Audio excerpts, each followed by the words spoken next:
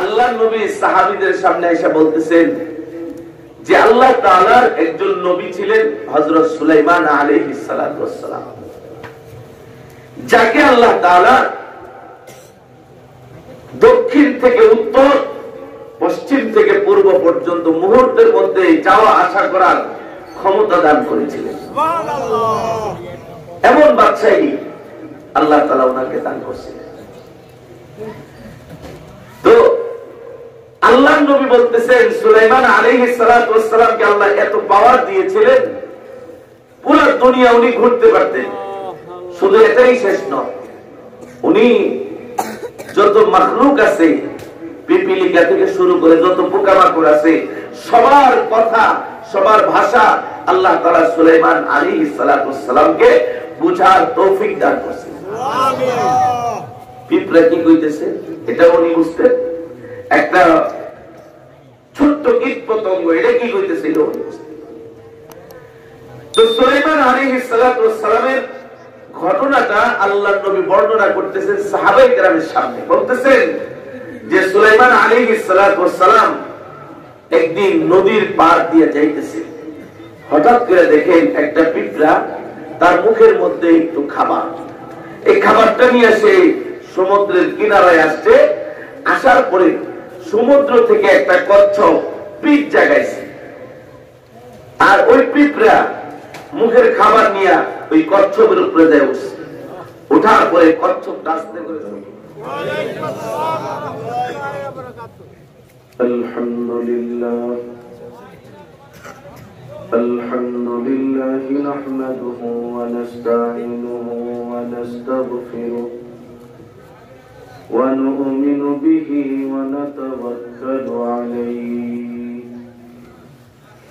ওয়া নাউযু বিল্লাহি মিন শুরুরি আনফুসিনা ওয়া মিন সাইয়্যাতি আ'মালিনা।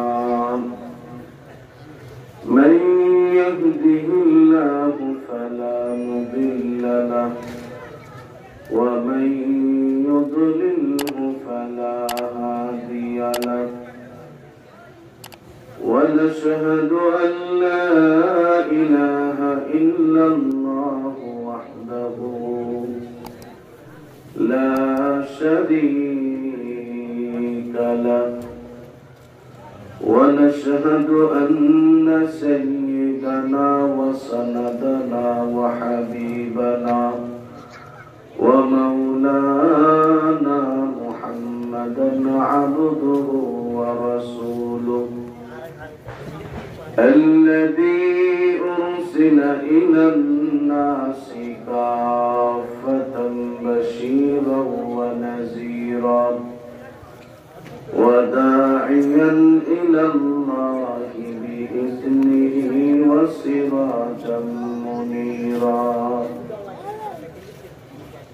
أما بعد فقد قال الله تعالى في كلامه المجيد وفي فرقانه الحميد.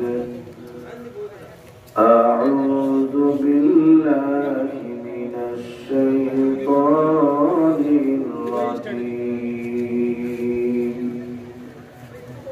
بسم الله الرحمن الرحيم. إن الذين تعبدون من دون الله لا يملكون لكم رزقا فابتغوا عند الله الرزق واعبدوه واشكروا له إليه ترجعون. وقال النبي صلى الله عليه وسلم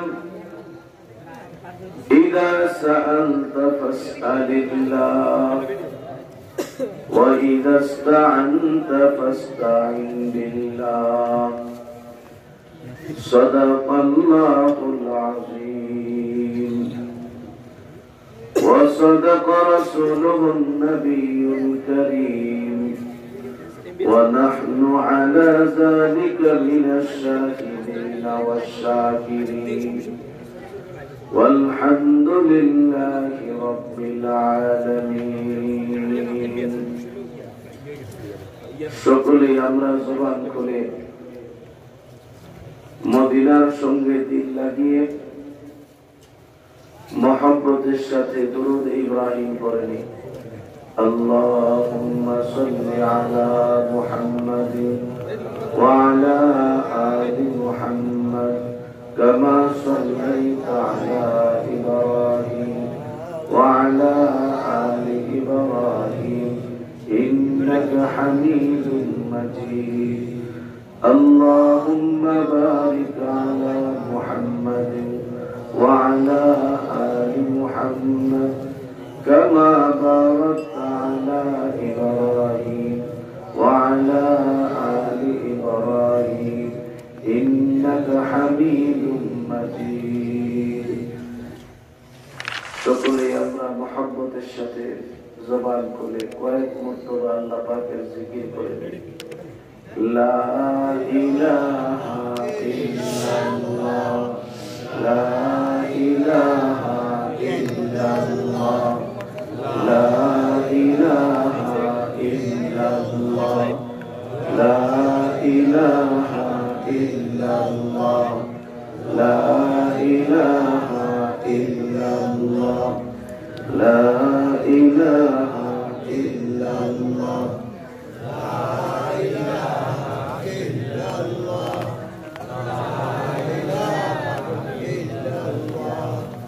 لا إله إلا الله لا إله إلا الله لا إله إلا الله محمد رسول الله صلى الله عليه وسلم সোয়ারি গ্রামবাসীর উদ্যোগে আজকের এই বার্ষিক ওয়াজ ও দোয়ার মাহফিলের সম্মানিত সভাপতি জনাব মোহাম্মদ শাহজাহান সিরাজ সাহেব, আজকের এই মাহফিলের প্রধান অতিথি জনাব মোহাম্মদ কামাল হোসেন সাহেব এবং আজকের এই মাহফিলের যিনি আমার পূর্বে আলোচনা করেছেন আন্তর্জাতিক খ্যাতি সম্পন্ন মুফাসসির কুরআন হযরত মাওলানা জহিরুল ইসলাম জয়াগি সাহেব, আরো অন্যান্য উলামায়ে কেরাম,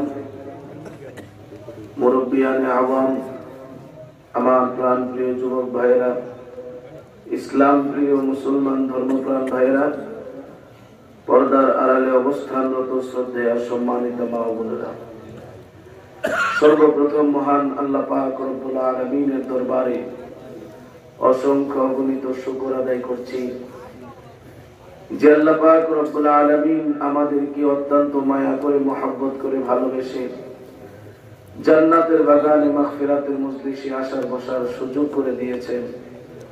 এই জন্য আমরা সকলেই দিল থেকে আল্লাহ পাক রব্বুল আলামিনের দরবারে কালিমাতুশ শুকর আদায় করি আলহামদুলিল্লাহ। আলহামদুলিল্লাহ। মানুষের সফলতা এবং ব্যর্থতা, সুস্থতা অসুস্থতা, ভালো মন্দ সব কিছুর মালিক কে? আল্লাহ। আর একটু জোরে বলেন আল্লাহ। আমি আপনি যতই ভালো থাকতে চাই, যতই চেষ্টা করি, আল্লাহ পাকের পক্ষ থেকে যা ফয়সালা হবে এটাই চূড়ান্ত ফয়সালা। আমি আপনি যতই মাহফিলে বসার জন্য চেষ্টা করি, আল্লাহ যদি আমার নসিবে লেখা রাখে যে না তুই বসতে পারবি না, তাহলে অটোমেটিক দেখবেন সে উঠা যাবে, ধৈর্য রাখতে পারবেন না। আর এর পিছনে কারণ আছে, শয়তান আমাদের পিছনে সবসময় লেগে রয়েছে যাতে করে আমরা খাঁটি মুসলমান না হইতে পারি। কারণ খাঁটি মুসলমান হইলেই তো জান্নাত, আর শয়তান চায় আদম যাতে জান্নাতে না যাইতে পারে, এই জন্য সে সর্বাত্মক মেহনত করতেছে। এই জন্য আমরা যারা এদিক সেদিক ঘোরাফেরা করতেছি, আমার মনে হয় প্যান্ডেলে যত লোক আছে তার চাইতে বেশি লোক এই রাস্তায় আর এই গেটের মাথায় আছে। অযথা সময় নষ্ট করতেছে, কি লাভ? এইরকম একটা মাহফিল বছরে একবার হয়, এই কিছু সময় হয়, পুরা রাত্র হয় না, পুরা দিন হয় না, কয়েক ঘন্টার সময়। এটাও যদি আমি কোরআনের সাথে দিতে না পারি, তাহলে আমি কিভাবে আল্লাহর বান্দা দাবি করি? এটাই আমার বুঝে আসে। মানুষ এখন দিন যত যাচ্ছে রং ঢং বাড়তেছে, কিন্তু আখলাকের পরিবর্তন হচ্ছে না। আজকে আমাদের এই ছোট্ট বাংলাদেশ অনেক উন্নতি হয়েছে। ঘরে বসে আমরা ইউরোপ আমেরিকায় কথা বলতেছি। আগে আমরাও দেখছি যারা বিদেশে যেত তাদের জন্য একটা চিঠি লিখতো, আর চিঠির মধ্যে প্রত্যেকের কথা, পরিবারের প্রত্যেকের কথা লিখে লিখে একটা খাতা বানায় এরপরে রেজিস্ট্রি করে ছাড়তো। বা কেউ সৌদি আরব যাইতেছে, তার কাছে এই সিডিটা দিয়ে দিত। ওইখানে গেলে যাওয়ার পরে সিডি পয়রা, যার কাছে সিডি পাঠাইছে সে পয়রা পয়রা কত সংবাদ পাইতেছে আর কত খুশি হইতেছে, মনে হইতেছে সে দেখতেছে। সেই যে একটা দূরত্ব ছিল, চিঠি যাইতো এক সপ্তাহ পরে, আবার সে যে রিটার্ন একটা জবাব পাঠাইতো, এটা আসতো এক মাস পরে। আজকে কিন্তু উন্নত বিশ্বে এই অবস্থাটা এখন নাই। এখানে ওয়েটিং দিবেন, সামনে ছবি আই বসে, কি খাইতেছো? আব্বা তুমি কি করতেছো? বাপে আবার বাগান, তুমি কি করতেছো? বাবা আমি আলুর ভর্তা দিয়ে ভাত খেয়েছি। এই যে মানে বর্তমান অবস্থাকে প্রযুক্তি এমন ভাবে কাছে নিয়ে আসছে যে আমরা মুহূর্তের মধ্যে বিপদ হোক যাই হোক খবর পেয়ে যেতেছি, তাই না? কিন্তু মানুষগুলোর ভিতরে চরিত্রের দিক থেকে, আখলাকের দিক থেকে সবগুলি নষ্ট হয়ে যেতেছে। এখন বলবেন কেমনি? উদাহরণ একটা দিন, আজকে থেকে 20 বছর আগে মানুষ সিনেমা দেখতো যায় সিনেমা হলে, এরপরে বাইরে হলো ডিসেল লাইন। ডিসেল লাইন আসার পরে সিনেমা হলে যাওয়া কিছু কমছে, গরম হয়ে এই টেলিভিশনে দেখতে পারে সবাই, সিনেমা অটোমেটিক দেখা যায়। গেল ডিসেল লাইনের পর, আসলো ইন্টারনেটের লাইন, এমবি, ওয়াইফাই। এখন হয়ে গেছে কি, ঘরের ভিতরে যে ডিসেল লাইন আছে এটাও কেটে দিছে, আর তোর বিল দেওয়ার করুন কি? এখন তো আমার মোবাইলে সব। আগে ছিল সিনেমা হলে যায় টাকা খরচ করে টিকিট কেটে তারপরে গুণা কামাইতো, এরপরে এই গুণাটাকে আস্তে আস্তে করে তোমার ঘরে ঢুকায় দেওয়া হয়েছে, এরপরে ঘর থেকে তোমার পকেটে ঢুকায় দেওয়া হয়েছে। এটাই হলো ইহুদি নাসারাদের বিরাট বড় একটা ষড়যন্ত্র। কথা বলে ঠিক মাঝে মধ্যে এগুলো একটু চিন্তা করি যে আমরা কতটুকু ভালো হয়েছি। এখন আপনাকে টিকিট লাইন ধরে টিকিট কাটতে হয় না, ওই 5 ঘন্টা 6 ঘন্টা সিনেমা হলের দরজায় দাঁড়াইতে হয় না। আপনি ঘরের ভিতরে যখন মন চায় তখন আপনি দেখতে পারবেন, কোনো অসুবিধা নেই। এটা হলো ইহুদি নাসারাদের একটা চক্রান্ত, আমাদের মুসলমানদের ঈমান আকীদা ধ্বংস করার জন্য, মুসলমানদের তাহজিব তামাদ্দুন সংস্কৃতি, মুসলমানদের আখলাক ধ্বংস করার জন্য আরেকটা অস্ত্র ব্যবহার করতেছে। আমাদের খবর নেই, আমরা তো মনে করতেছি হাই হাই মোবাইল ছাড়া কি চলা যায়? আগেকার জামানায় যারা মোবাইল চালাইছে না এরা চলছে না? চলছে।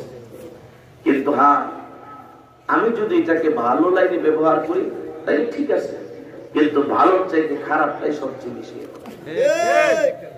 এই মোবাইল যার ভিতরে ফেসবুক, ইন্টারনেট, ইউটিউব সব বেরিয়ে গেছে, এবং যোগাযোগ মাধ্যমের যত ব্যবস্থাপনা আছে সব আছে। কি হইতেছে? জামাই বিদেশ, বউ আরেকজনের সাথে যাইতেছে। আগে কি এগুলো ছিল?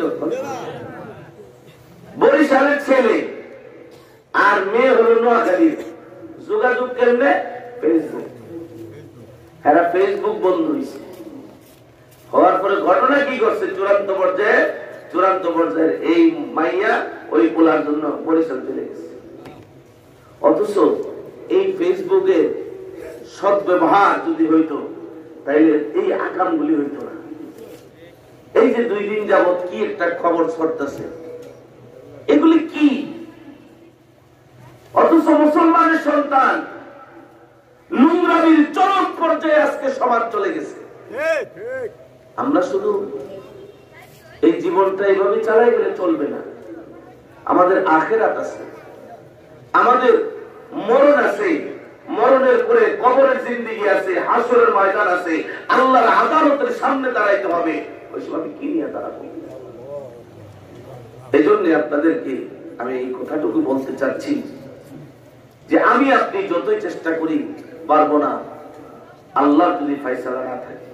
এই জন্য আল্লাহর কাছে বেশি বেশি করে দোয়া করে, আল্লাহ এই ফিতনা ফাসাদের এই জামানায় ঈমান এবং আমলটাকে নিয়ে যেন মরণ পর্যন্ত ঠিক থাকতে পারি, সেই তৌফিক তুমি আমাদেরকে দান করে দিও। আমিন। নাইলে বাঁচা বহুত কঠিন হয়ে যাবে ভাই। যাই হোক, বলতেছিলাম ভালো মন্দ, সুস্থতা অসুস্থতা, সফলতা ব্যর্থতা সবকিছুর মালিক আল্লাহ। আর জোরে বলেন আল্লাহ। আমাদের কোনো কিছুই নেই, আমাদের শুধু ভালো রাস্তায় থাকার জন্য চেষ্টা করে যাওয়া। চূড়ান্ত পর্যায়ে আমি ভালো থাকতে পারবো কি পারবো না এটা জানেন কে? আল্লাহ। আল্লাহ। এই জন্য আমাকে আপনাকে সবসময় আল্লাহর সাথে কিভাবে সম্পর্ক জোড়ানো যায় এদিকে ফিকির রাখতে হবে, এদিকে আমাদের সব সময় মেহনত করতে হবে। তাহলে আমরা জিন্দেগিটাকে সুন্দর জিন্দেগি হিসেবে দুনিয়াতে চলতে পারবো। আজকে প্রায় 5-6 দিন যাবত আমি খুবই অসুস্থ।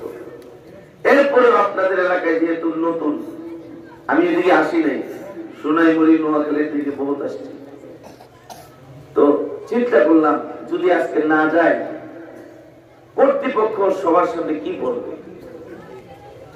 সবাই তো একটা কথাই বলবে যে হুজুরকে দাওয়াত দেওয়া হয়েছে কি হয়েছে না, এটার ভিতরে সন্দেহ আছে। এজন্য অসুস্থতা সত্ত্বেও আসলাম। রাস্তাতে পথে আমি ওষুধ আর কিনে দিচ্ছি, সভাপতি সাহেবের ছেলে আমার সাথে ছিল। তো যাই হোক, সময় আপনাদের থেকে আমি বেশি নিব না, আমি নিজেও ওই রকম সক্ষম নাই। কালকে আবার জুমার নামাজও পড়াইতে হবে। তো কয়েকটা কথা আপনাদের কাছে আমি বলবো আল্লাহকে রাজি খুশি করার নিয়তে, আর আপনারাও শুনবেন আমলের নিয়তে, তাইলে আজকের এই মাহফিলের সার্থকতা হবে। আল্লাহ তাআলা বলেন, ইন্নাল্লাযীনা তা'বুদুনা মিন দুনিল্লাহ, নিশ্চয়ই তোমরা আল্লাহ ছাড়া যাদের ইবাদত করবা, লা ইয়ামলিকুনা লাকুম রিজকা, তারা তোমাদের রিজিকের ব্যবস্থা করতে পারবে না। রিজিকের ব্যবস্থা করার মালিক কে? আল্লাহ। আর একটু জোরে বলেন আল্লাহ। আল্লাহ। এখন আল্লাহকে বাদ দিয়া যদি মানুষ কোন মাখলুকের কাছে যায়,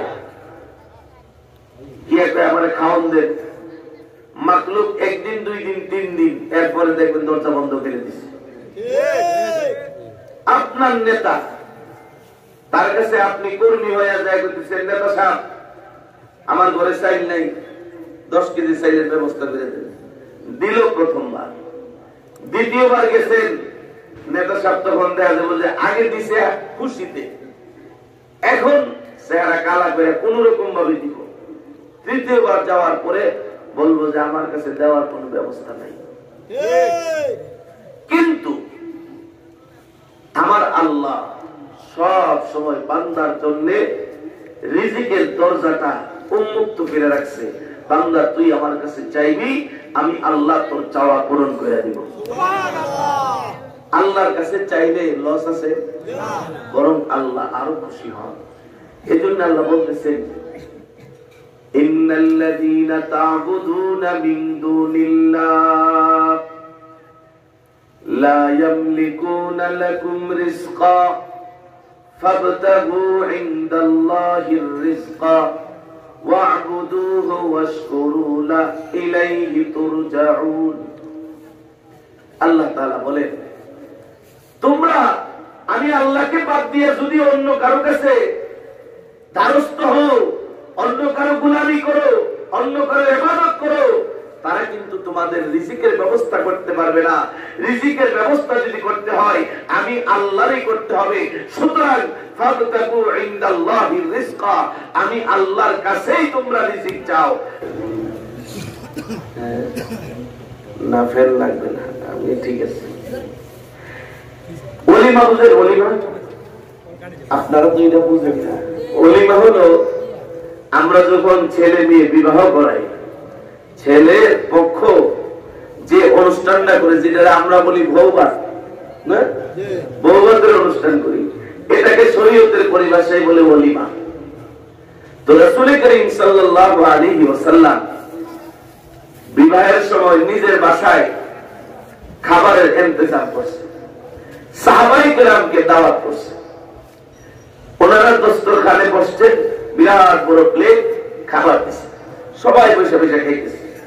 তো খাবারের পরিমাণটা ছিল কম, সাহাবায়ে কেরাম খাবার মজা পাইয়া তাড়াতাড়ি খেয়ে গেছে। এখন একজন আরেকজনকে কইতেছে, আরেকটু যদি থাকতো তাহলে তো ভালো হতো। এই আওয়াজটা রাসূল করিম সাল্লাল্লাহু আলাইহি ওয়াসাল্লামের কানে পৌঁছে গেছে। রাসূল সাল্লাল্লাহু আলাইহি ওয়াসাল্লাম সাহাবীদের সামনে চলে আসলেন। আয়েশা বলতেছেন, সাহাবীরা শুনো, তোমাদেরকে একটা ঘটনা শোনাই।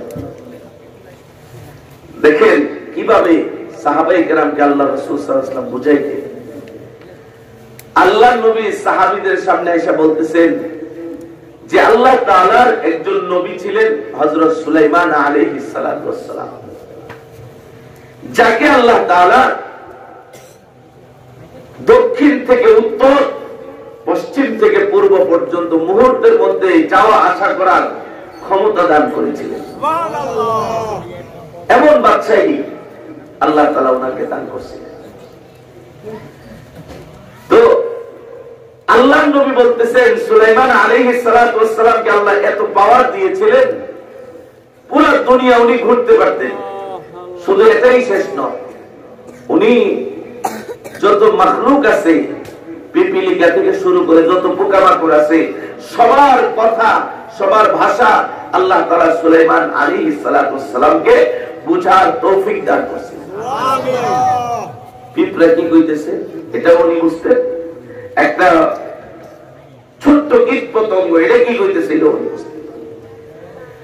তো সুলাইমান আলাইহিস সালাতু ওয়াস সালামের ঘটনাটা আল্লাহর নবী বর্ণনা করতেছেন সাহাবায়ে কেরামের সামনে। বলতেছেন যে সুলাইমান আলাইহিস সালাতু ওয়াস সালাম একদিন নদীর পার দিয়ে যাইতেছে, হঠাৎ করে দেখেন একটা পিঁপড়া তার মুখের মধ্যে একটু খাবার, এই খাবারটা নিয়ে সে সমুদ্রের কিনারায় আসছে।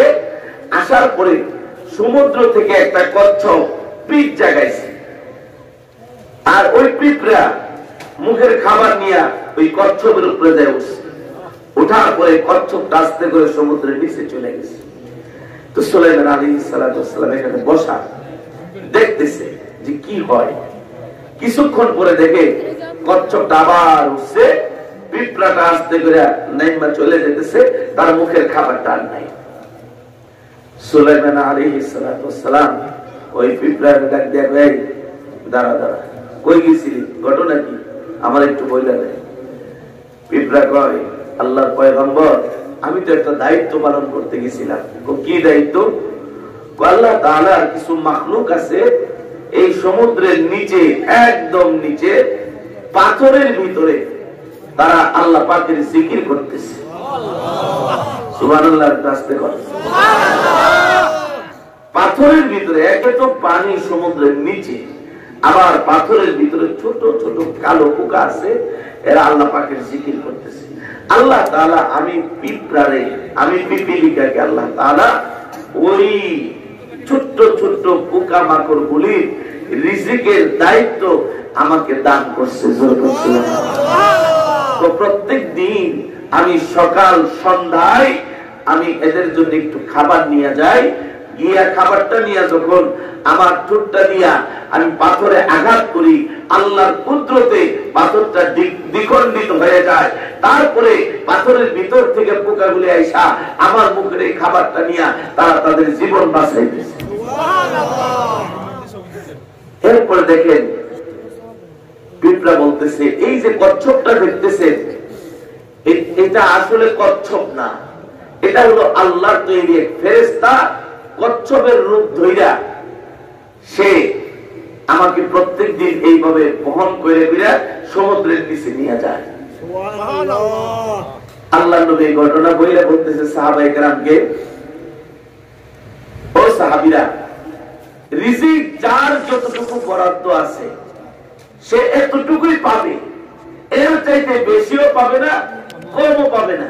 তো আজকের ওলিমার মধ্যে আইসা তোমাদের জন্য যতটুকু খাবার ছিল বরাদ্দ করা আল্লাহর পক্ষ থেকে এতটুকুই দেওয়া হয়েছে, এর বাইরে আমি কিছুই করতে পারবো না। তাইলে রিজিকের মালিক কে? আর একটু জোরে বলেন আল্লাহ। এই জন্য আল্লাহ তাআলা বলতেছেন, ফাবতাগু ইনদাল্লাহির রিজকা। ও বান্দা, আমি আল্লাহর কাছে রিজিক চাও, আমি তোমাদের জন্য রিজিকের দরজাটা উন্মুক্ত করে রাখছি। রাত নাই দিন নাই, যে কোনো মুহূর্তে আমি আল্লাহর কাছে চাইবা, আমি আল্লাহ তোমার চাওয়া পূরণ করে দেব। ভাইরা আমার, এই জন্য আমাকে আপনাকে যখনই ব্যবসা বাণিজ্যের মধ্যে একটু খারাপ অবস্থা যায়, আমরা অনেকেই করে কি নামাজ ছেড়ে দিই, কয় মন মেজাজ ভালো না, ব্যবসা বাণিজ্য ভালো না, এই না সেই না কয়া মসজিদেই যান। এর মতো বোকার কেউ নেই, বরং তার আরো আমল বাড়ানোর দরকার ছিল। কারণ সে মনে মনে এই কথা তো বলার দরকার ছিল যে আমি নাফরমানি করার কারণে হয়তো আল্লাহ তাআলা রিজিকের মধ্যে একটু সংকীর্ণতা দিয়েছে। যদি আমি আল্লাহর ইবাদত আরো বাড়ায়া দেই, তাহলে আল্লাহ তাআলাই আমার জন্য রিজিকের রাস্তাটা আরো খুলে দিতে পারেন। কারণ রিজিক দেওয়ার মালিক কে? আল্লাহ। আরে জোরে বলেন আল্লাহ, আরো জোরে বলেন আল্লাহ। আল্লাহ, মাখলুকের কোনো ক্ষমতা নেই।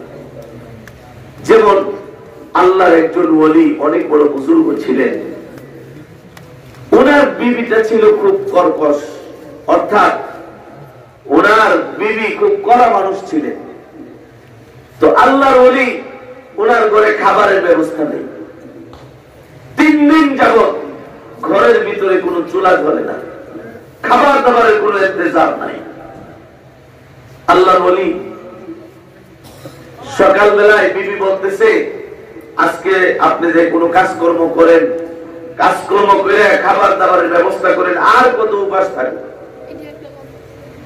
আল্লাহর ওলি ঘর থেকে বের হওয়ার পরে বাজারে গেছে, বিভিন্ন জায়গায় গেছে, তেমন কোন কাজকর্ম পায় না, কারো কাছে কিছু চায়ও না। উনি করছে কি, উযু করে নামাজের মুসল্লা নিয়ে জঙ্গলে চলে গেছে। জঙ্গলে যায় নামাজ পড়ে ইবাদত বন্দেগী করছে, জিকির আজকার করছে, কোরআন তেলাওয়াত করছে। এশারের নামাজের পরে খালি হাতে বাড়িতে আসছে। আসার পরে বিবি বলতেছে, কই আপনি কিছুই আনলেন না? আল্লাহর ওলি বলতেছেন, বিবি আমি এমন এক মালিকের কাজ করি যে মালিক অবশ্যই আমার পাওনা পরিশোধ করব, কোনো টেনশন কইল না। ওই মালিকটা অনেক ভালো মালিক, হয়তো আজকে দিছে না, কিন্তু কালকে দিতে পারে। পরের দিন বিবি কইতেছে, কয় আজকে কিন্তু নিয়ে এসে আপনার মালিককে কয়েন যে আমরা খুব কষ্টে আছি। যাই হোক, পরের দিনও গেছে, কোন কাজকর্ম পায় না, কোন মাখলুকের কাছে, কোন মানুষের কাছে কোনো কিছু চাইও না। উনি ওই দিনও উযু করে নামাজের মুসল্লা নিয়ে জঙ্গলে চলে গেছে, গিয়ে নামাজ কালাম করছে, জিকির আজকার করছে, কোরআন কারীমের তেলাওয়াত করছে। এশারের নামাজের পরে খালি হাতে বাড়ির দিকে ফিরেছে। আয়েশা করে দরজায় নক করছে, নক করার পরে দরজা খুলছে, বিবি দেখে হাত খালি। কি ব্যাপার, আজকেও আপনি খালি হাতে আসলেন? আপনি কি বল মানুষ, আমাদের কোনো খাবারের ব্যবস্থা হচ্ছে না। আল্লাহর ওলি বলতেছেন, বিবি আমার মালিক হয়তো আজকে দিচ্ছে না, দিতে পারে কালকে দিতে পারে, কিন্তু আমার মালিককে তুমি খারাপ কোনো ভাষা ব্যবহার করো না, মালিকটা অনেক ভালো। দ্বিতীয় দিনও বুঝাইছে, তৃতীয় দিন বিবি বলতেছে আজকে যদি খাবার নিয়ে না আসে তাহলে আপনারও খবর আছে, আপনার মালিকেরও খবর আছে। কারণ এই 2 দিন ধরে খালি কইতেছেন মালিকটা খুব ভালো ভালো ভালো, তো কিছুই দেখতেছি না। আজকে যদি খাবারের ব্যবস্থা না হয় তাহলে আপনার খবর আছে, মালিকেরও খবর আছে। আল্লাহর ওলি বাড়ি থেকে বের হয়েছে, বের হয়ে কোনো কিছুর ব্যবস্থা নাই, ওই আবার আগের মতোই উযু করে নামাজের মুসল্লা নিয়ে জঙ্গলে চলে গেছে। আজকার নামাজ, জিকির আজকার, কোরআন তেলাওয়াত সব শেষ করে আসরের নামাজের পরে আল্লাহর কাছে দোয়া করতেছে, আল্লাহ আমি উপাস আছি, আমার পেটে খাবার নাই, আমার তেমন কোনো অভিযোগও নাই, কারণ তুমি আমাকে যেভাবে রাখছো আমি সেইভাবেই খুশি। ও মালিক, আমার ভয় হয় আজকে আমার বিবি যদি আমাকে গালি দেখ আমার কোনো কষ্ট লাগবে না, যদি আমার মালিককে খারাপ কইলা গালি দিয়া ফেলে তাহলে আমার খুব কষ্ট লাগবে। ও মালিক, তুমি আমারে আজকে তুমি এইরকম অবস্থার সম্মুখীন কইরো না। এইভাবে উনি জঙ্গলে বসে বসে আল্লাহর কাছে এই দোয়াগুলি করছে। মুনাজাত শেষ করে নামাজের মুসল্লাতে 1 পা আগায় 2 পা পিছায়, না জানি কি অবস্থা, ডরাইতেছে। কিছু দূর সামনে যাওয়ার পরে হঠাৎ করে বাড়ির দিকে চাইছে, যাওয়ার পরে দেখে বাড়িতে রান্নাঘরের মধ্যে আগুন জ্বলতেছে। জোরে সুবহানাল্লাহ। রান্নাঘরে আগুন জ্বলা মানে কি, যে খাবারের কোন একটা ব্যবস্থা হয়েছে। ওনার ভিতরে একটু সাহস হয়ে গেছে, নিশ্চয়ই কোনো ঘটনা ঘটছে। উনি আস্তে আস্তে করে বাড়িতে আসতে আসে দরজায় নক করছে। বিবি দরজা খুলে হাসি মুখে স্বামীকে বরণ করে দিছে আর বলতেছে, স্বামী তাড়াতাড়ি হাত মুখ ধৌত করেন, দস্তরখানে খাবার রেডি আছে, খাবার খাইয়া নেন, তারপরে আপনার সাথে কথাবার্তা বলবো। আল্লাহর ওলি কয়, বিবি হাত মুখ পরে দেবো, খাবার দাবার পরে গ্রহণ করব, আগে বলো এই খাবার আসার পিছনে রহস্যটা কি? বিবি তখন বলতেছে, স্বামী আজকে আসরের নামাজের পরে একটা অপরিচিত লোক কয়েক বস্তা আটা, বকরির গোশত, তারপরে অনেকগুলো দিরহাম নিয়ে আমার ঘরের সামনে উপস্থিত হয়ে গেছে।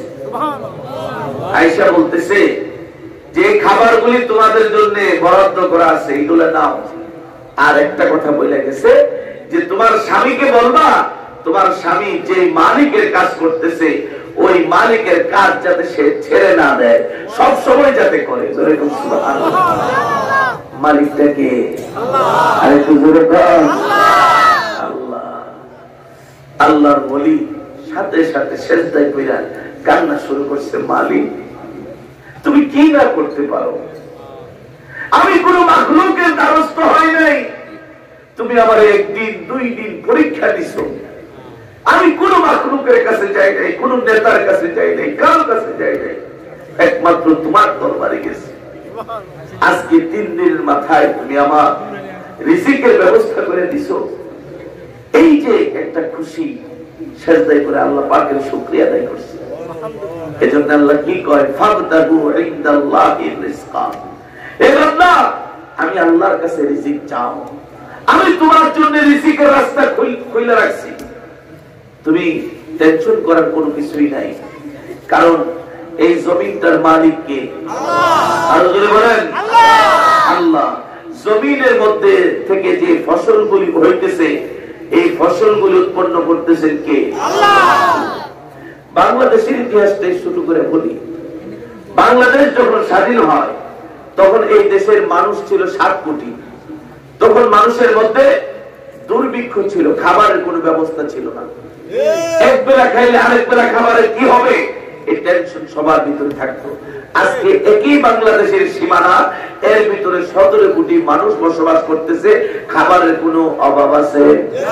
আরেকটু জোরে কর, অভাব নেই। বরং আগে আমরা ছোটকালে দেখছি যে জামাই বাড়িতে আসলে একটা ডিম, মুরগির ডিম পাওয়ার কঠিন হয়ে গেছে, পুরা বাড়ি বিছরে একটা মুরগির ডিম বের করছে, এরপরে জামাই একটা কোন রকম একটা ডিম পাইতে দিচ্ছে। আর এখন আপনি বলেন যে কোন বাড়ি বাড়ি ঘুরতে হইব, না খালি বাজারে গেলেই ডিমের অভাব নাই, কত রকমের ডিম, দেশি বিদেশি কত কিছু বেড়ে গেছে। এই রিজিকের সম্পূর্ণ জিম্মাদার কে? আল্লাহ। কারণ আল্লাহ ওয়াদা দিয়েছেন, ওয়ামা মিন দাব্বাতিন ফিল আরদ ইল্লা আলাল্লাহি রিজকুহা। এই জমিনে যত বিচরণশীল প্রাণী আছে সকলের রিজিকের মালিক কে? আল্লাহ কয় সবার রিজিকের ব্যবস্থা আমি আল্লাহই করব। মনে করেন আল্লাহ তাআলা রিজিকের জিম্মাদার। আজকে যদি এই রিজিকের দায়িত্বটা আমেরিকার দেওয়া হইতো তাহলে সব মুসলমান দেশে না খাওয়া বেরিয়ে যে বাংলাদেশে একটা চাইলে দেওয়া যাব না, এরা মুসলমান। এই কারণে ওই পারমাণবিক বোমা দিয়ে আর মারল নইলে ওই খাওয়ান রিজিকের রাস্তা বন্ধ করে দিল। আবার আমাদের দেশের কথা বলি, যদি যে সরকারে আইব সে রিজিকের মালিক। এখন যে সরকারে থাকবো বিরোধী দলের তো খাওয়ান না দিয়ে মেরে দিল। কথা বুঝতেছি? দেখেন আল্লাহ তাআলা কত কুদরত ওয়ালা। সরকারি দল বিরোধী দল ইমানদার বেঈমান সকলের রিজিকের জিম্মাদার কে? আল্লাহ। এই জন্য রিজিক নিয়ে ঠেলাঠেলি করার কিছু নাই। হ্যাঁ, কেউ হয়তো অনেক সম্পদের মালিক, সে একটু ভালো খাইতেছে, আরেকজন হয়তো কম সম্পদের মালিক, সে একটু নিম্নমানের খাবার খাইতেছে। খাবার কিন্তু সবাই খাইতেছে। আবার দেখা গেছে অনেক সম্পদের মালিক, অনেক ক্ষমতার মালিক, প্রেসিডেন্ট, একটা দেশের রাষ্ট্রপ্রধান। এই রাষ্ট্রপ্রধান ওনার সম্পদের কোন অভাব আছে? উনি মন যা চাইবো তাই তো খাইতে পারবো নাকি? যে আজকে যদি কোরমা পোলাও খাইতে চাই, হ্যাঁ, কোনো অসুবিধা নাই, ওনার জন্য চাকর বাকর সব রেডি। কিন্তু আল্লাহ তাআলা এমন এক রোগ দিয়া দিছে, ডায়াবেটিস। এখন প্রেসিডেন্ট সাহেব সব রেডি, হুকুম দিতে দেরি আর উপস্থিত হইতে দেরি নাই, সব রেডি, কিন্তু আল্লাহ এমন রোগ দিয়া দিছে ডায়াবেটিস। কয় কি? পাতলা রুটি খাইতে হবে। ক্ষমতার অভাব নাই, সম্পদের অভাব নাই, কিন্তু খাইতে পারতেছে না, ডেলিভারি দিতে পারে না। আল্লাহ কয় তোর ডায়াবেটিস দিয়ে দিছি, এখন তুই পাতলা একটা রুটি খাবি, আর কিছু খাইতে পারবি না, খাইলে তোর শরীরে ফেস লাগিয়ে দেবো। প্রেসিডেন্ট সাহেব ক্ষমতাও আছে, সম্পদও আছে, কিন্তু খাইতে পারে না। তাইলে এই কুদরতের মালিক কে? আল্লাহ। আর কুদরতে বলেন আবার দেখা গেছে যে গরিব মানুষ, তার কোনো খাবার দাবারের কোনো ওইরকম কোনো চাহাত নাই, কিন্তু তাকে ইজ্জত করে সম্মান করে আরেকবারে তিনি কুরমা পোলাও দিয়ে খাওয়াইতেছে, সে খুব পেট ভরে খাইছে, তার কোনো ডায়াবেটিস নাই। এই যে বিষয়গুলো, এগুলো নিয়ে মাঝে মধ্যে একটু চিন্তা করবে যে আমি যে লোকমাটা খাইতেছি এটাও তো আমার আল্লাহ আমাকে দিচ্ছে। কারণ এই লোকমা মুখে দিলাম, দেওয়ার পরে যদি এটা ভিতরে যাওয়ার পারমিশন না থাকে আল্লাহর পক্ষ থেকে, আপনি সারাদিন ঠেললেও কি ভিতরে নিতে পারবেন? নেওয়ার ক্ষমতা নেই। এই জন্য আল্লাহ তাআলা বলেন, ফাবতাগু ইনদাল্লাহি রিজকা। এ বান্দা, আমি আল্লাহর কাছে রিজিক চাও, মাখলুকের কাছে চাইও না। মাখলুকের কাছে চাইলে তুমি ধরা খেয়ে যাইবা। আমি আল্লাহর কাছে যদি চাও, আমি আল্লাহ তোমার জন্য রিজিকের রাস্তাটা খুলে দেব। সুবহানাল্লাহ। এই জন্য আল্লাহ নবী আমাদেরকে শিখাইছেন, ইদা সাআলতা ফাসআলিল্লাহ ওয়া ইদা ইসতাআনতা ফাসতাইন বিল্লাহ। ও উম্মত, যখন কোনো কিছু চাইবা আল্লাহর কাছে চাও, আর যখন কোনো সাহায্য চাইবা আল্লাহর কাছে চাও। আজকে দেখেন বর্তমানে করোনা ভাইরাস চলতেছে, পুরো বিশ্ব স্তব্ধ হয়ে গেছে। আচ্ছা বলেন তো দেখি, এই করোনা ভাইরাসের ভিতরে মানুষকে মারার এবং মানুষকে জিতা রাখার ক্ষমতা আছে? আরো জোরে বলেন। মরা এবং জিতা এই সব কিছুর মালিক কে? আল্লাহ। হায়াত আর মওতের মালিক কে? আল্লাহ। আল্লাহ। করোনা ভাইরাসের বাবার ক্ষমতা নেই, কারণ করোনা ভাইরাসটা বানিয়েছে কে? আল্লাহ। আল্লাহ। তো মাখলুকের তো কোনো ক্ষমতা নেই, ক্ষমতা হলো খালিকের। এজন্য এই করোনা ভাইরাস আইসা ইমানওয়ালা আর বেঈমান পরীক্ষা করে নিছে। আমাদের দেশের অনেক মুসলমান আছে, করোনা ভাইরাস আইসে বলে যে ঘরে গিয়ে ঢুকছে আর বাইরে না। আচ্ছা ঘরের ভিতরে মালাকুল মউত ঢুকতে পারে না? হ্যাঁ, বহুত নজির আছে। ঘরে ঢুকছে, ঘরে থেকে লাশ বেরিয়েছে, আর জীবন তো বাইরে নাই। এজন্য মুসলমান বুঝতে হবে যে আল্লাহ পাক রব্বুল আলামিন সব কিছুর মালিক। সুতরাং করোনা ভাইরাস হোক আর যত মুসিবতে হোক, এর থেকে পরিত্রাণের জন্য সাহায্য চাইবো কার কাছে? আল্লাহর কাছে, কারণ তিনিই তো সবকিছুর মালিক। এজন্য বলতেছিলাম যে করোনা ভাইরাসের ভিতরে কোনো ক্ষমতা নাই, ক্ষমতা একমাত্র কার? করোনা ভাইরাস আল্লাহর একটা সৃষ্টি, আল্লাহর একটা সৃষ্টি, এটার কোনো ক্ষমতা নেই, ক্ষমতা একমাত্র আল্লাহ। যেমন মনে করেন আল্লাহ তাআলা কোরআনে নজির রাখছেন এইরকম পানি, এই পানিটার মধ্যে যদি কোনো বাচ্চা পড়ে সাঁতার না জানে, সে নিশ্চিত মরণ। আবার আল্লাহর যদি ফায়সালা থাকে যে না, যত পানি হোক, যত সাঁতার সে নাই জানো, তার মরণ হবে না, আসলে তার মরণ হবে না। কথা বলছি, এই গত কয়েকদিন আগে আমার এক আত্মীয়, তার একটা ছোট্ট বোন ছিল, তার একটা কথা শুনলাম, আমি আগে জানতাম না। দুপুরবেলা মার কাছ থেকে সন্তান ছোট্ট, সে বের হয়েছে, মা মনে করছে অন্য কোন ঘরে গেছে, আসলে সে পানির ঘাটে যায় পানিতে পড়ে গেছে। তো 3 ঘন্টা পরে তালাশ করতেছে, সে কই কই পায় না। তো চতুর্দিক দিয়ে হলো বন্যার পানি, সবাই মনে করছে নিশ্চয়ই পানিতে পড়ছে, যেহেতু পাওয়া যেতেছে না। পানিতে তালাশ করতে হঠাৎ করে দেখে একটু দূরে সে ইয়া হয়ে গেছে, আপনার মাছ যেরকম ময়রা বাইসা থাকে না, এইরকম ভাবে বাচ্চাটা এইভাবে ফুইলা পানির উপর বাইসা হয়েছে। সবাই তো মনে করছে নিশ্চিত মরণ। তাকে নিয়ে ডাক্তারের কাছে গেছে, পানি টানি বাইর করছে, না কোনো খবর নেই। সবাই মোটামুটি ভাবে প্রস্তুতি নিয়ে নিছে, তার কাপড়ের কাপড় কিনবে, সব কিছু রেডি করবে, তার জানাজার ব্যবস্থার জন্য প্রস্তুতি নিতেছে। ডাক্তারখানায় যখন উঠাবে, নিয়ে আসবে লাশ, ওই সময় হঠাৎ সে জোর একটা নিঃশ্বাস নিচ্ছে, জোরে কর সুবহানাল্লাহ। সবাই কিন্তু হাল ছেড়ে দিচ্ছে। 3 ঘন্টা পরে জোর একটা নিঃশ্বাস নিচ্ছে। ডাক্তার বলতেছে, আরে এখনো তো সুযোগ আছে, দেখি একটু চেষ্টা করি। এরপরে ডাক্তার চিকিৎসা শুরু করছে। আলহামদুলিল্লাহ, ওই দিন তার সাথে দেখা হয়েছে, তার এখন 2টা কন্যা সন্তান জন্ম নিয়েছে, জোরে করে সুবহানাল্লাহ। মানে বড় হইয়া তাকে বিবাহ দিছে, তার 2টা কন্যা সন্তান বর্তমানে আছে, ওই মেয়ে। তাইলে এখন বুঝতে হবে যে আমি আপনি যতই কিছুই করি কোনো লাভ নেই, আমাদের হাতে কিছুই নেই, সব কিছু আল্লাহ তাআলা। এজন্য সমস্ত কিছু সাহায্য চাইবো কার কাছে?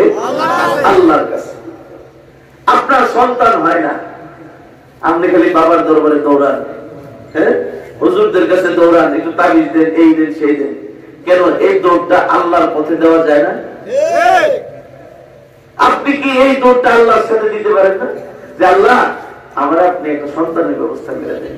আল্লাহ তো নজির রাখছে রে ভাই, মাখলুকের সন্তান দেওয়ার কোন ক্ষমতা নেই। আছে কোন বাবার? আছে কোন পীরের? আছে।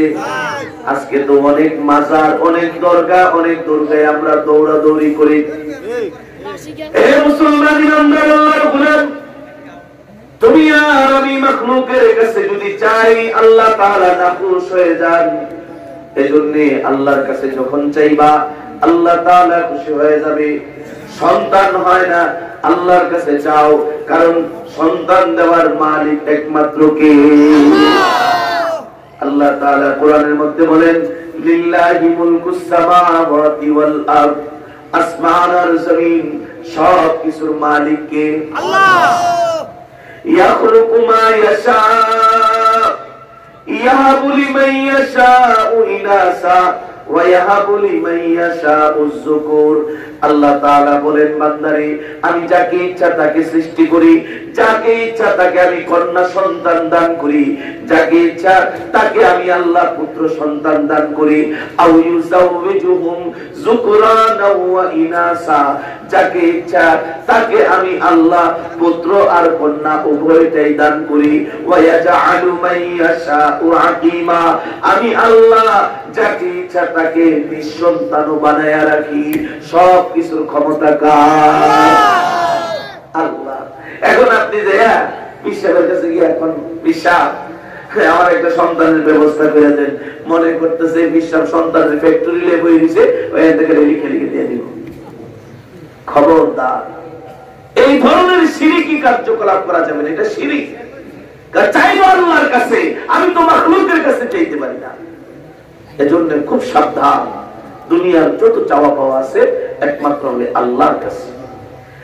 এ মুসলমান ইমানদার আল্লাহর গোলাম, আমি আর তুমি গভীর রজনীতে উঠে যদি তাহাজ্জুদের নামাজ আদায় করার পরে আল্লাহ পাক রব্বুল আলামিনের দরবারে চাওয়ার মতো চাইতে পারি, ওই চাওয়া পূরণ করে দিবেন কে? আরো জোরে বলেন, আরো জোরে বলেন। আল্লাহর নবীর একজন সাহাবী ছিলেন, মহিলা সাহাবী হযরত জিন্নীরা রাদিয়াল্লাহু তাআলা আনহা। হযরত জিন্নীরা ছিলেন আবু জাহেলের ঘরের দাসী। আবু জাহেল ইসলামের সবচেয়ে বড় শত্রু, বিশ্ব নবীর সবচাইতে বড় শত্রু ছিলেন আবু জাহেল। তার ঘরের ভিতরে কিন্তু দাসীর কাজ করত হযরত জিন্নীরা। হযরত জিন্নীরা রাদিয়াল্লাহু তাআলা আনহা আল্লাহর নবীর দরবারে যাইয়া কালিমা পড়ে মুসলমান হয়ে গেছেন। এদিক দিয়ে খবর হয়ে গেছে আবু জাহেলের ঘরের দাসী কালিমা পড়ে মুসলমান হয়ে গেছে। আবু জাহেলকে লোকেরা বলতেছে, কি ব্যাপার, কি ব্যাপার, তুমি মুহাম্মদের বিরুদ্ধে সবকিছু করতেছো, ইসলামের বিরুদ্ধে দৌড়াইতেছো, অথচ তোমার ঘরের ভিতরে ইসলামের লোক আছে, তোমার ঘরের ভিতরে ঈমানের বাতি জ্বলতেছে। আবু জাহেল দৌড়ায় আসছে বাড়িতে, আয়েশা হযরত জিন্নীরা রাদিয়াল্লাহু তাআলা আনহাকে ডাক দিয়া কয়, এ জিন্নীরা, তুমি নাকি মুহাম্মদের ধর্ম গ্রহণ করেছো, তুমি নাকি কালিমা পড়ে মুসলমান হয়ে গেছো। হযরত জিন্নীরা রাদিয়াল্লাহু তাআলা আনহা বয়স তার ছিল 70 বছর, বৃদ্ধা মহিলা, ঈমান দীপ্ত কণ্ঠে বলতেছে, হে আবু জাহেল, ভালো করে শুনে রাখো, আমি মুহাম্মাদুর রাসূলুল্লাহ সাল্লাল্লাহু আলাইহি ওয়াসাল্লামের কাছে যাইয়া কালিমা পড়ে মুসলমান হয়ে গেছি। কোন ভয় পাই না। আবু জাহেল বলতেছে, জিন্নীরা, এখনো সময় আছে, মুহাম্মদের ধর্ম ছাড়, দেবদেবীর ধর্ম ধর। হযরত জিন্নীরা বলতেছে, রে আবু জাহেল, আমি ঈমানের কালিমার এত স্বাদ পাইছি, আমার জানটা যেতে পারে, কিন্তু আমি ঈমান ছাড়তে পারি না। কত কঠিন। হযরত জিন্নীরা রাদিয়াল্লাহু তাআলা আনহাকে আবু জাহেল নির্যাতন করা শুরু করছে। এখনো সময় আছে, মুহাম্মদের ধর্ম ছাড়।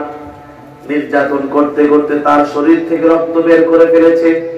হঠাৎ করে আবু জাহেল একটা বাড়ি মারছে তার মাথার মধ্যে আঘাত করার পরে হযরত জিন্নীরা রাদিয়াল্লাহু তাআলা আনহার চোখের পাওয়ারটা গেছে, অন্ধ হয়ে গেছে।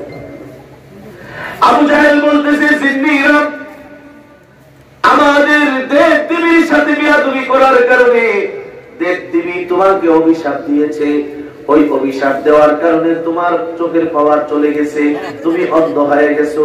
হযরত জিন্নীরা বলতেছে, না না, দেবদেবীর কোনো ক্ষমতা নাই, ক্ষমতা একমাত্র কার? চোখের মধ্যে পাওয়ার দেওয়ার মালিক কে? আল্লাহ।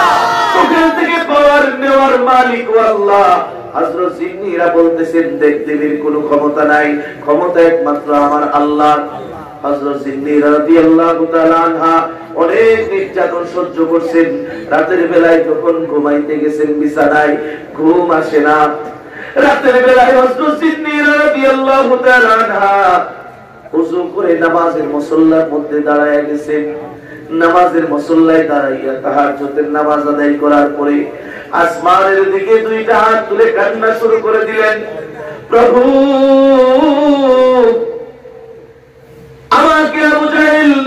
নির্যাতন করেছে, রক্তাক্ত করেছে, আমার কোনো কষ্ট লাগে নাই, আমার কোনো কষ্ট লাগে নাই। তবে একটাই কষ্ট লাগছে, মালিক আমাকে যখন বলছে আমার চোখের পাওয়ারটা নাকি দেব দেবীর অভিশাপের কারণে চলে গেছে, এটা আমার খুব কষ্ট লাগছে। ও মালিক, দুনিয়ার সবাই ঘুমায়া পড়ছে, দুনিয়ার সমস্ত পশু পাখি যার যার ঘরে ঘুমায়া আছে, আমি তোমার দরবারের একটা কাঙ্গাল। ও মালিক, তোমার কাছে একটা জিনিস চাই, তুমি আমাকে পূরণ করে দাও। হযরত জিন্নাহ রাদিয়াল্লাহু তাআলা আনহা শেষ রজনীতে উঠে আল্লাহ পাকের দরবারে বলতেছে, মালিক মেহেরবানি করে আমার চোখের পাওয়ারটা তুমি আবার ফিরাইয়া দাও। আমি যেন ফজরের নামাজের পরে আবু জাহেলকে চোখের পাওয়ার যে তুমি ফিরাইয়া দিছো, এটা যাতে আমি দেখাইতে পারি। আল্লাহ তুমি আমার এই নিয়ামতটা ফিরাইয়া দাও।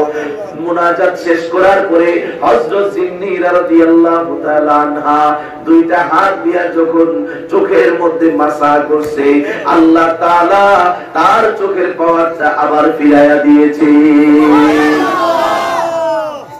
ফজরের নামাজের পরে হযরত জিন্নাহ রাদিয়াল্লাহু তাআলা আনহা যে আবু জাহেলকে কয়, আবু জাহেল দেখ দেখ দেখ দেখ, এই চোখের মধ্যে পাওয়ার আমার আল্লাহ নিয়েছিলেন, আমার আল্লাহ তাআলাই আজকে শেষ রাতে আমার চোখের পাওয়ার আবার ফিরিয়ে দিয়েছে। আল্লাহু আকবার। ভাইরা আমার, এই যে একটা সময় আমরা তো 5 ওয়াক্ত নামাজের পরে মুনাজাত করি, দোয়া করি, ঠিক আছে, কিন্তু এমন একটা সময় আল্লাহ তাআলা আমাদের জন্য রাখছেন, দুনিয়াতে যত বুজুর্গ ওলি আউলিয়া আছে সবাই কিন্তু আল্লাহ তাআলার নৈকট্য হাসিল করছে একটা মাধ্যমে, সেটা হলো তাহাজ্জুদের নামাজ। আজকে আপনাদের কাছে আমার একটা অনুরোধ, আজকের রাতটা হলো বৃহস্পতিবার রাত। কিসের রাত? এই বৃহস্পতিবার রাত হলো জুমার রাত। এটা ফজিলতপূর্ণ একটা রাত। নিয়ত করেন জীবনে যত জুমার রাত পাবেন অন্তত পক্ষে একটা রাত হলেও তাহাজ্জুদের আমল করে আল্লাহর কাছে কাঁদবেন, তাইলে জীবনটা কিছু সার্থক হবে। ফেসবুক, ইন্টারনেট, মোবাইল এগুলি তো থাকবেই, অসুবিধা নেই, থাকুক, কিন্তু আমার মালিকের সাথে তো একটা কানেকশন তৈরি করা দরকার আছে। এজন্য আমার আপনার যদি সন্তান না হয়, সন্তান চাইবো কার কাছে? আল্লাহর কাছে। এই চাওয়ার সময়টা হলো, আপনাদেরকে আমি বলতেছি, চাওয়ার মূল সময়টা হলো তাহাজ্জুদের নামাজের সময়টা। 4 রাকাত অন্তত পক্ষে 4 রাকাত তাহাজ্জুদের নামাজ পড়া, একটু জিকির আজকার কইরা, দুরূদ শরীফের আমল কইরা, এরপর দুইটা হাত তুলে দেখে এর মধ্যে কত মজা আর স্বাদ আল্লাহ তাআলা রাখা দিয়েছে। আজকে বলে গেলাম একটা আমল, যে হুজুর তো একটা কথা কয়ে গেছে, এটা দেখি তো এর মধ্যে কি মজা আছে, অনেক মজা, অনেক স্বাদ। এক কবি কি কয় দেখেন, না সোনে মে না খানে মে না পিনে মে মজা হে, जो कुछ मजा आता है वो आखिर रात की रोने में। খাওয়ার মধ্যেও শান্তি নাই, পান করার মধ্যেও মজা নাই, ঘুমানোর মধ্যেও স্বাদ পাই না, তবে হা হা স্বাদ পাই কখন? শেষ রজনীতে ওইটা যখন চোখের পানি ছাইরা মওলার দরবারে কান্দি, ওই কান্নার ভিতরে সবচাইতে বেশি মজা আর স্বাদ আমার আল্লাহ রেখে দিয়েছে। এজন্য ভাই আমরা চেষ্টা করব আল্লাহ তাআলার কাছে অন্তত পক্ষে তাহাজ্জুদের সময় ওইটা 4 রাকাত নামাজ আদায় করে আল্লাহর দরবারে কান্নাকাটি করতে পারি। আমার আপনার জীবনের যত সফলতা দেখবেন অটোমেটিক আসা শুরু হয়ে গেছে, কারণ ওই সময়টা হলো মকবুল সময়। আল্লাহ তাআলা দেখে যে বান্দাদি কেউ সব ঘুমায় আছে, সবাই নাক ডেকে ঘুমাইতেছে, আর আমার বান্দা আরামের ঘুমকে হারাম কইরা সে আমার দরবারে কইরা রইছে, আমি তো এই বান্দারে খালি হাতে দিতে পারি না। জোরে বলুন সুবহানাল্লাহ। আল্লাহ নবীর এক সাহাবী তাহাজ্জুদের নামাজ পড়া সে শুধু আসমানের দিকে দুইটা হাত তুলে আল্লাহর কাছে দোয়া করতেছে, আল্লাহুম্মা আজিরনা মিনান নার। ওই সাহাবী আসমানের দিকে দুইটা হাত তুলে কাঁদতেছে আর বলতেছে, আল্লাহুম্মা আজিরনা মিনান নার। ও মালিক, জাহান্নামের আযাব থেকে রক্ষা কইরা দাও। জাহান্নামের শাস্তি সহ্য করতে পারবো না। এইভাবে সে শুধু দোয়া করতেছে আর কাঁদতেছে। এইভাবে সে মুনাজাতরত অবস্থায় ফজরের আযান হয়ে গেছে, মুনাজাত শেষ করছে, ফজরের নামাজ পড়ার জন্য আল্লাহর পয়গম্বরের পিছনে চলে গেছে। নবীজি সাল্লাল্লাহু আলাইহি ওয়াসাল্লাম ফজরের নামাজ এর সালাম ফিরানোর পরে যখন পিছন দিকে ফিরছেন, আল্লাহর নবী সাহাবীকে ডাক দিয়া কয়, এর সাহাবী, আজকে রাতে তুমি যেই কান্নাকাটি করছো, তোমার কান্নাকাটির সাথে আসমানের সমস্ত ফেরেশতারাও কান্নাকাটি করছে। তুমি দুনিয়াতে কাঁদছো জাহান্নামের ভয়ে, আর তোমার এই চোখের পানির সাথে আসমানের ফেরেশতারাও, তারাও চোখের পানি ধরে রাখতে পারে নাই, তারাও কাঁদছে। এজন্য বলতেছি ভাই, আমি আর আপনি কে কতদিন বাঁচবো? এই যে আজকে ঢাকা থেকে এখানে আসলাম, আবার যে ঢাকা ফিরে যেতে পারবো গ্যারান্টি নেই। আপনি যে আজকে আপনার ঘরে যেতে পারবেন গ্যারান্টি আছে?